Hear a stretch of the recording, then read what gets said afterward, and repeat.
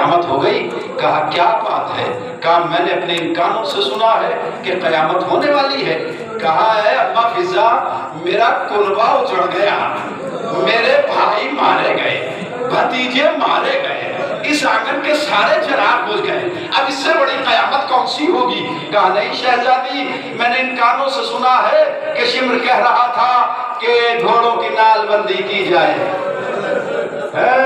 عمر سعد کہہ رہا ہے گھوڑوں کی نال بندی کی جائے۔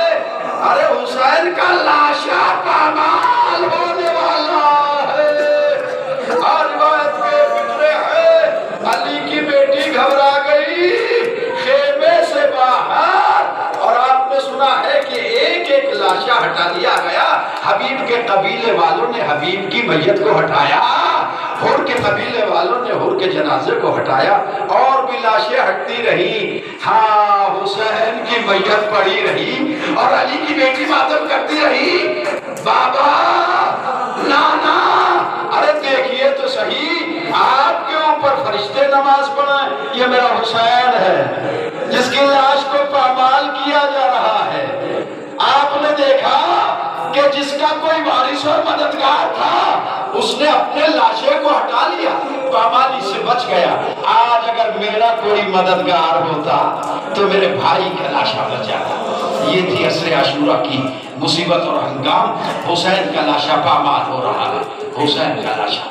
ایک شعر کی روایت پڑھی جاتی ہے ارباب اعظم کہ بی بی فضہ نے کہا کیا کریں کہ حسین کی لاش کو پامالی سے بچائیں؟ کہا آپ کے نانا نے حسنین کے لیے ایک شیر پالا ہوا تھا، اس کو آزاد کیا تھا اس وعدے کے اوپر، نام اس کا ابو الحارث تھا، اور اس وعدے کو اسے آزاد کیا تھا کہ جب وقت پڑے گا تو اگر تمہیں آواز دی جائے، ہائے ہائے رونے والوں کا 2 منٹ کا اجتماع ہے، مدد کے لیے آ جانا۔ اس سے بڑی مصیبت کا مقام کون سا ہوگا؟ علی کی بیٹی نے صحرا میں جا کے آواز دیا ابو الحارث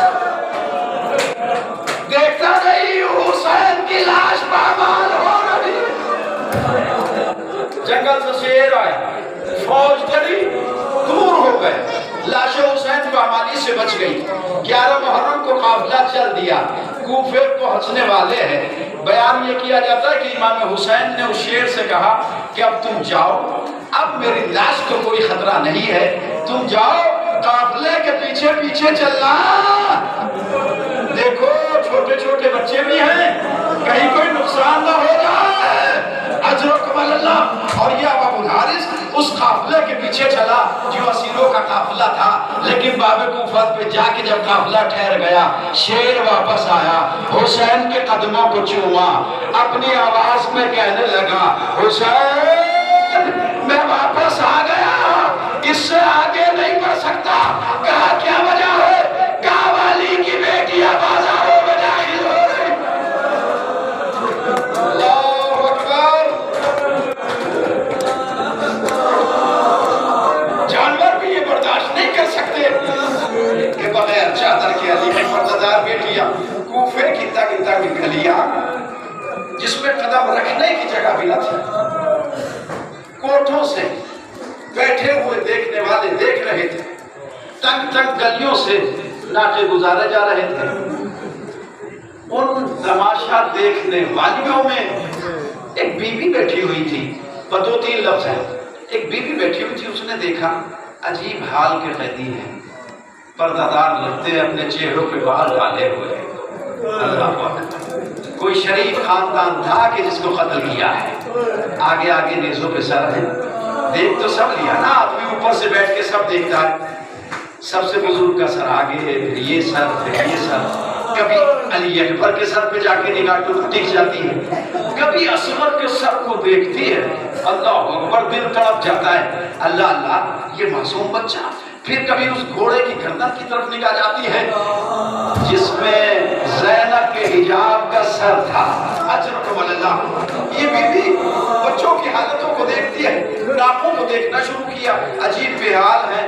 ایک چھوٹی بچی بھی بیٹھی ہوئی ہے، ہونٹ پھٹے ہوئے ہیں، رخسار نیلے ہیں، کانوں سے جو خون نکلا تھا وہ بہہ بہہ کر جم گیا ہے، کرتے کا دامن آگ سے جلا ہوا ہے، وہ بی بی اب برداشت نہ کر سکی اور سینے سے نیچے اتری. جانے کے بعد گھر کی مالکہ سے کہا بی بی ذرا اٹھیے, آپ یہاں آرام سے بیٹھی ہے. کہا کیا ہوا؟ کہا عجیب انداز کے قیدی آئے ہیں, میں نے اس سے پہلے ایسے قیدی نہیں دیکھے. پورا حال بیان کیا. اور سنو گی بی بی, ایک تو چھوٹی بچی ایسی ہے, بڑی پیاسی لگتی ہے, ہونٹ پھٹے ہیں, رخسار نیلے ہیں, کانوں کی لبیں پھٹی ہوئی ہیں. بی بی چلو ایسے قیدی کبھی نہ دیکھے ہوں گے. اس بی بی نے کہا نہیں, میں قیدیوں کا تماشا نہیں دیکھوں گی, میں قیدیوں کا تماشا نہیں دیکھوں گی. کہا بی بی چلو تماشے کی غرض سے نہیں. کہا میری شہزادی زینب نے کہا تھا ام حبیبہ کبھی قیدیوں کا تماشا نہ دیکھنا. کبھی بھی تماشے کی غرض سے نہیں, عبرت کی غرض سے چل کے دیکھو. نہ جانے کس خاندان کو قتل کیا ہے, ارے نہ جانے کس کا جوان تارات ہو گیا. بی بی آئی, کنیز بھی, کہتے کنیز تھی یا یہ اس کی بیٹی تھی, دونوں آئی اور پانی کا جام بھی ساتھ لے کے آئی, اس لیے کہ کہہ رہی تھی نا بچے پیاسی ہے, بھوکی.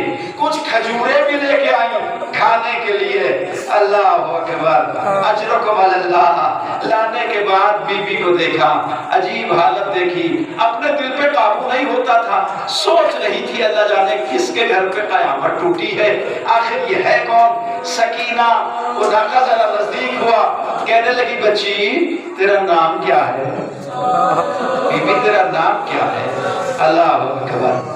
سکینہ نے کہا ہمارا نام نہ پوچھ, ہمارا نام پوچھ کے کیا کرے گی, ہمارا نام نہ پوچھ, لوگوں نے ہماری حرمت کو نہ پہچانا. بی بی لگتا ہے کافی دنوں سے پیاسی ہو.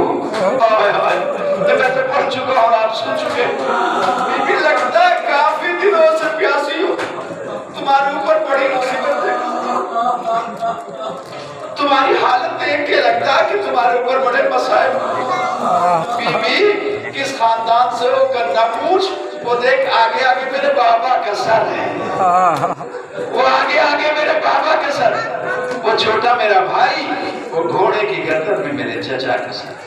کبھی بھی لوگ پانی پی لو, تم پیاسی ہو, پہلے پانی پیو, باقی باتیں بعد میں کریں گے, تم پانی پی لو. سکینہ نے ابھی ہاتھ نہیں بڑھایا. شہزادی زینب نے دیکھا کہ سکینہ پسو پیش کر رہی ہے. ہاں یہ ساتھی یہ کوثر کی پوتی ہے نا. کہنے لگی بیٹی پانی پینے میں کوئی عیب نہیں ہے, پانی پی لو, پانی پینے میں تو کوئی عیب نہیں ہے, پانی مانگنے میں بھی کوئی عیب نہیں ہے.